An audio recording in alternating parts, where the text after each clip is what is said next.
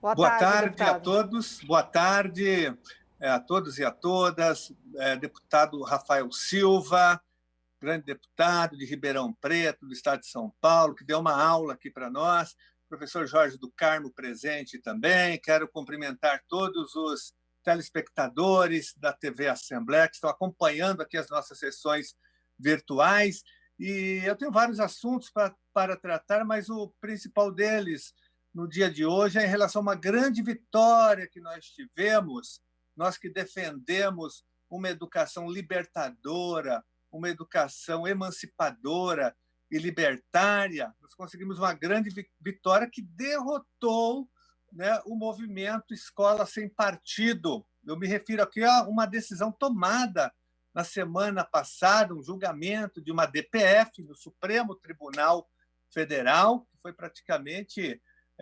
houve o apoio de quase todos, praticamente, os ministros do Supremo Tribunal Federal, ministros e ministras, em relação a uma ADPF da PGR, da Procuradoria-Geral da República, né, contra uma lei de um município de Goiás, o município de Novo Gama, que fica em Goiás, como eu disse. Essa lei foi aprovada em 2015, uma lei absurda, né, que proibia nas escolas da rede municipal desse município o debate sobre uma questão importantíssima de sexualidade, de identidade de gênero, né, que é algo que está na própria legislação dos parâmetros curriculares, o combate à homofobia, o combate à violência contra as mulheres. Isso é um debate já feito há muito tempo na educação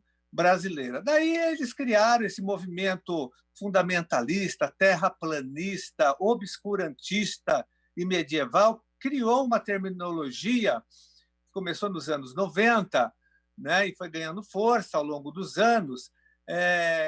Eles criaram um conceito que não existe na educação, que é a famosa ideologia de gênero. Isso não tem definição, isso não existe na prática. Mas, na verdade, eles criaram um movimento, e com essa terminologia, para, na verdade, colocar um freio na luta da emancipação das mulheres no mundo. Isso veio para o Brasil com uma certa força por conta desses movimentos aí, obscurantistas, e também um movimento contra a luta da comunidade LGBT, sobretudo contra a homofobia.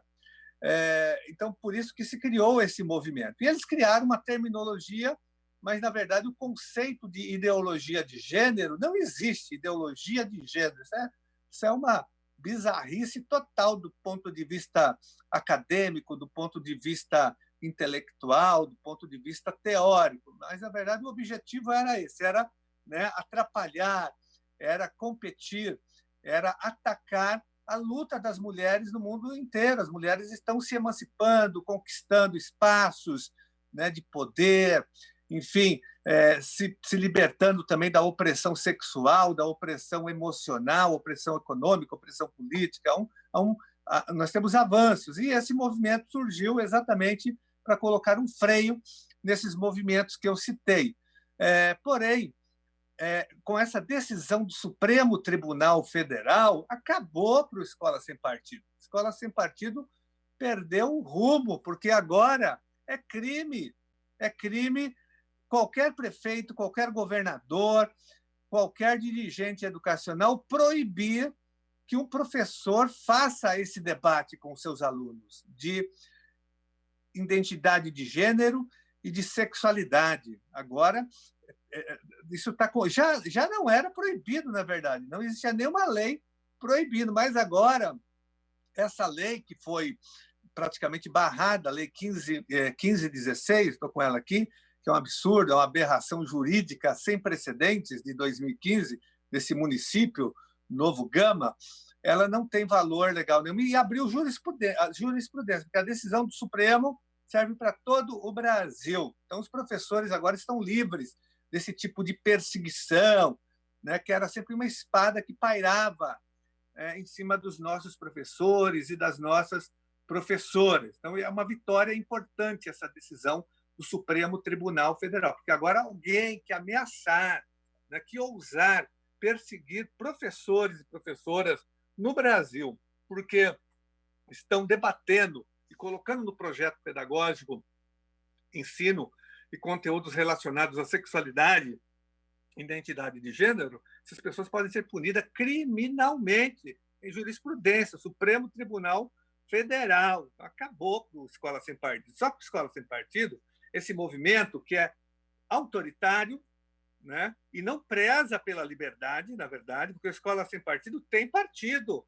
É o partido da extrema-direita, do terraplanismo, do obscurantismo. Eles têm um partido horrível por detrás, né?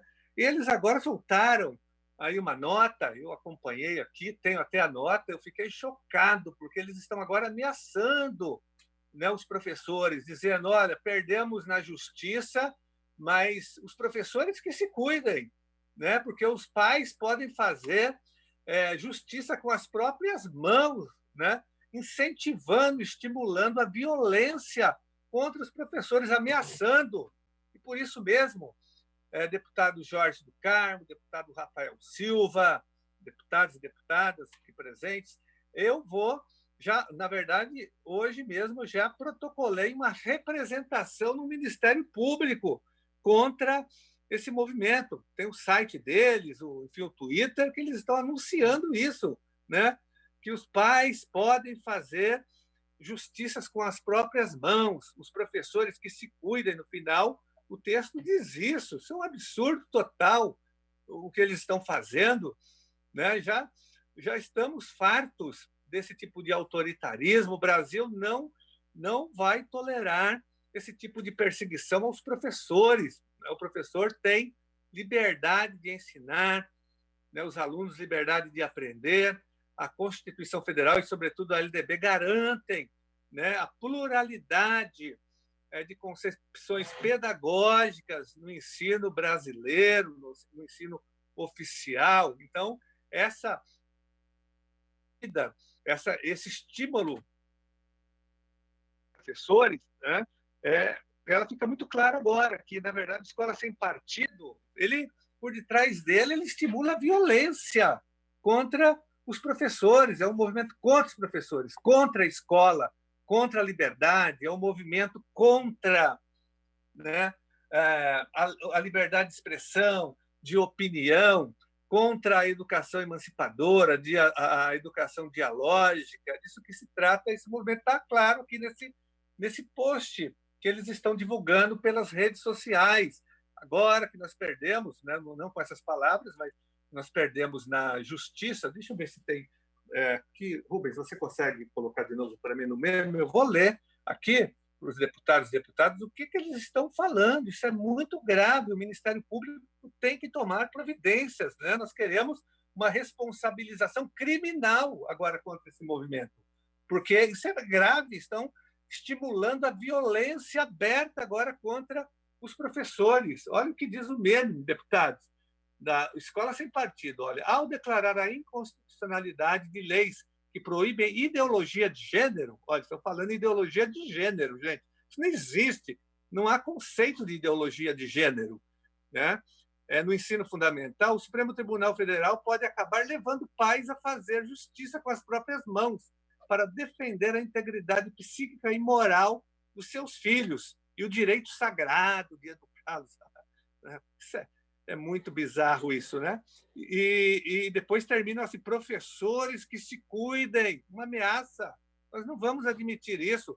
O Ministério Público tem que tomar providências, o Ministério Público Federal, né? Porque agora se trata de uma decisão do Supremo. E nós estamos também comunicando, oficializando o Supremo Tribunal Federal em relação a essa posição do Escola Sem Partido, né? Nós defendemos uma escola com liberdade de ensinar e aprender, uma educação que liberte os alunos, que desenvolva o senso crítico dos nossos alunos, uma escola que prepare o aluno para o pleno exercício da sua cidadania.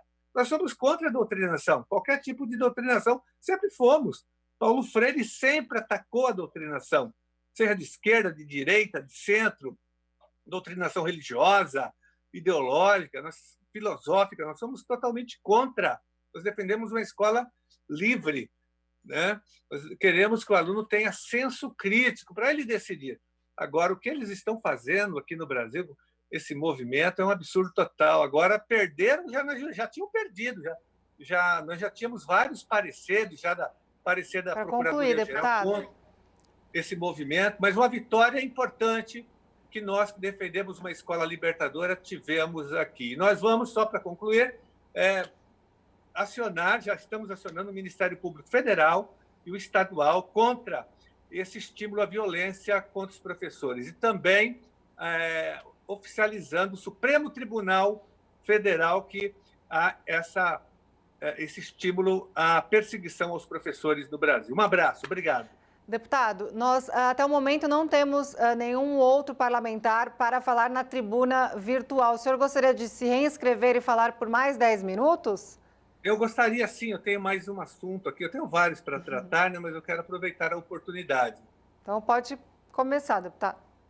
Então, voltando aqui, bom, não tem como eu não comentar o que está acontecendo hoje no Brasil. O Brasil está vivendo uma crise sanitária, uma crise econômica e uma crise política gravíssima. Nós já víamos vivendo essa crise política e econômica antes do coronavírus, antes da pandemia. Já havia um pandemônio político e econômico no Brasil. O Brasil já, do ponto de vista econômico, já tinha quebrado no governo Bolsonaro, antes do coronavírus. O Brasil estava com o PIB lá embaixo, o dólar subindo, enfim, já estávamos numa profunda crise econômica, porque as reformas do governo Bolsonaro não serviram para nada. Paulo Guedes foi um fracasso para fazer crescer a economia, para gerar emprego, aquilo foi tudo uma farsa, né? A função do Paulo Guedes foi justamente fazer as privatizações, acabar com as nossas estatais,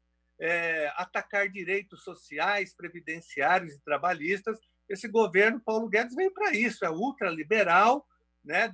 Um destruidor do Estado brasileiro que queria vender na Bacia das Almas as nossas estatais, promover um grande desmonte do Estado brasileiro.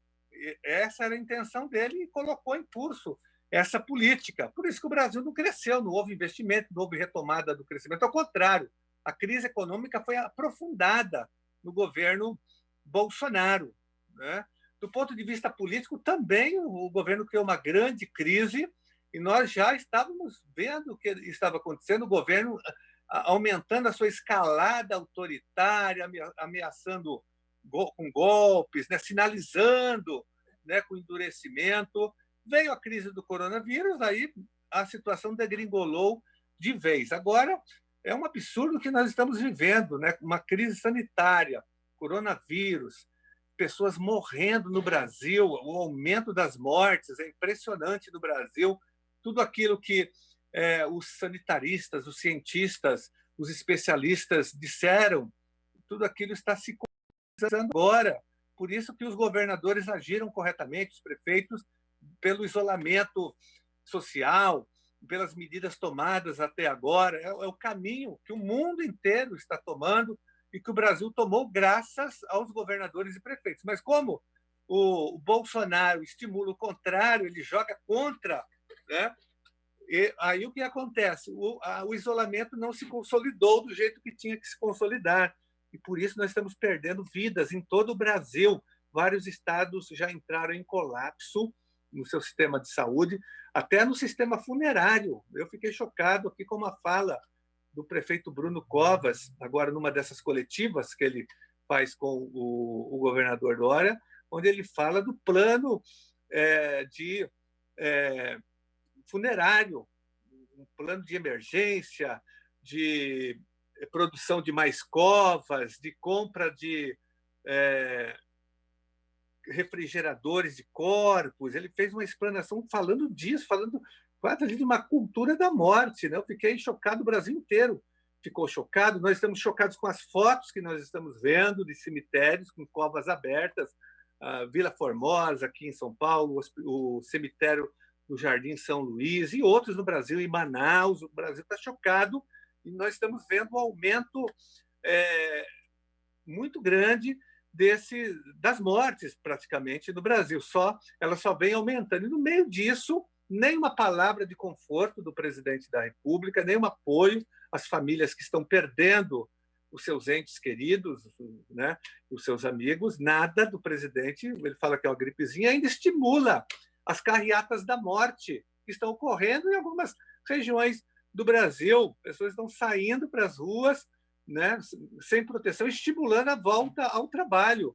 Muitas delas, na verdade, a serviço do poder econômico, de grandes empresários, ou são inocentes úteis a serviço desses grupos econômicos. O fato é que isso é um absurdo total, um estímulo para que as pessoas morram.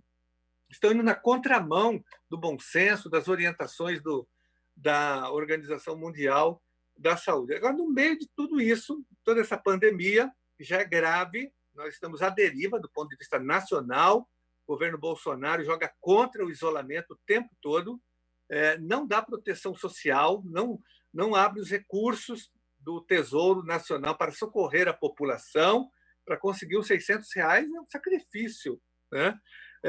Mas, além disso, agora ele criou a crise dentro da crise. Primeiro, demitindo, nesse processo todo, o ministro da Saúde, que nós não tínhamos nenhuma adesão a ele, né, nenhuma defesa dele, mas porque nós sabemos do histórico do Mandetta enquanto deputado federal, que aprovou a emenda 95, que reduz, sobretudo, os recursos da área da saúde pública.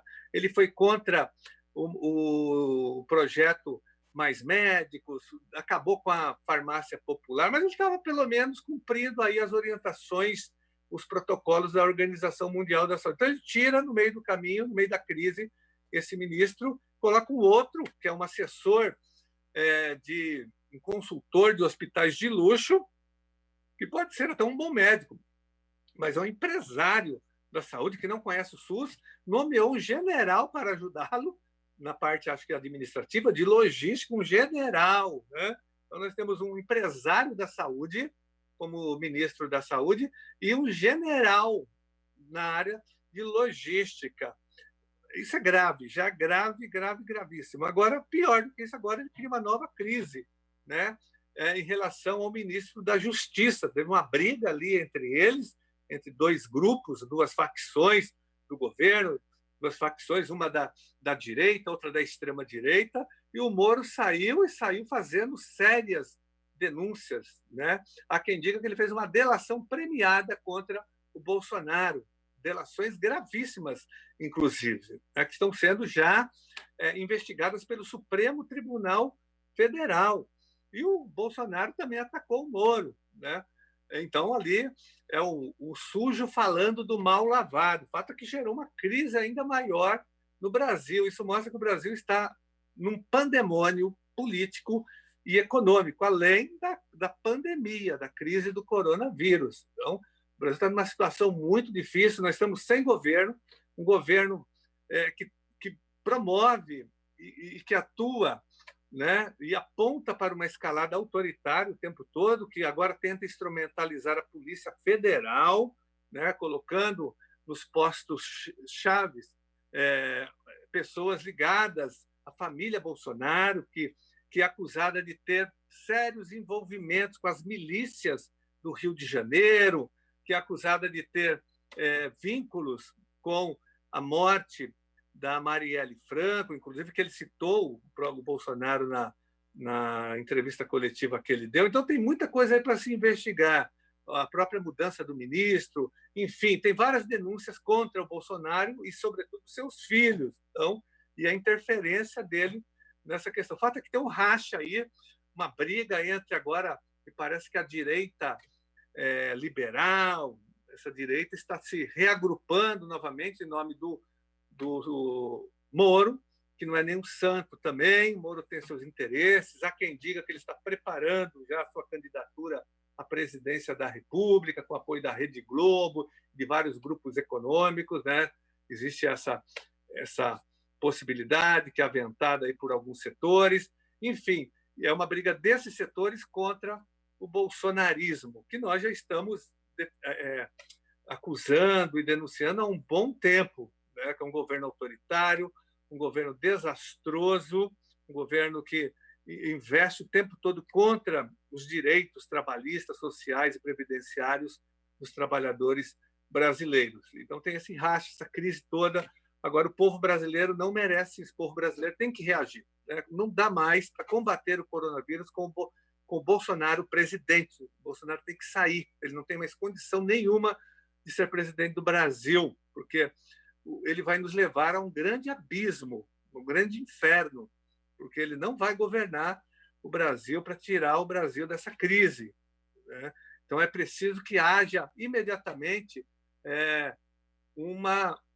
alguma atitude aí do Supremo Tribunal Federal, já tem denúncias contra ele, do Congresso Nacional, tem já 24 pedidos de impeachment do Bolsonaro na Câmara dos Deputados, tem denúncias contra ele, o Supremo Tribunal Federal, o PGR já entrou com a denúncia, então, ou seja, algo tem que ser feito. Não dá para o Brasil passar por esse processo dessa pandemia que é grave no Brasil e no mundo com um presidente, né, que só pensa em fazer disputa política, só pensa em 2022, um presidente autoritário que quer instrumentalizar agora os órgãos públicos. Para encerrar, né, deputado. Para acabar com as investigações. Então, quero fazer essa consideração aqui e fazer um apelo ao povo brasileiro. Pressione o Congresso Nacional para que o Congresso Nacional, né, tome providências em relação ao impedimento, impeachment, a renúncia do Bolsonaro. Com Bolsonaro não dá mais.